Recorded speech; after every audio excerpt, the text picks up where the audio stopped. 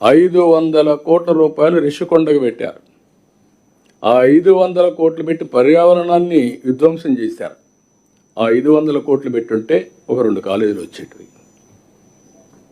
Commitment లేని పరిపాలన ఇది. నేనైతే ఆ పని చేయను, నేనైతే ఆ పని చేయలేను.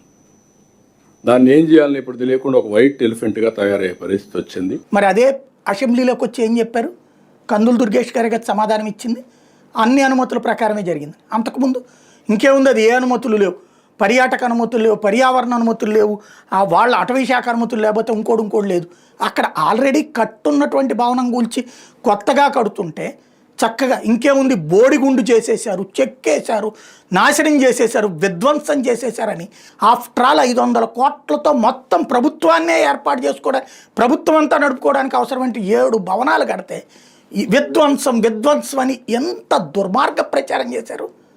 అంతకుముందు కడతన్నంతసేపు తప్పుడు ప్రచారమే కదా, కట్టిన తర్వాత తప్పుడు ప్రచారమే కదా. ప్రజలను సందర్శనార్థం అనుమతించి జగన్ ప్రభుత్వం నిధులను ఎలా దుర్వినియోగం చేసిందో వివరించాలని కొందరు ప్రభుత్వ పెద్దలకు సలహా ఇచ్చారు.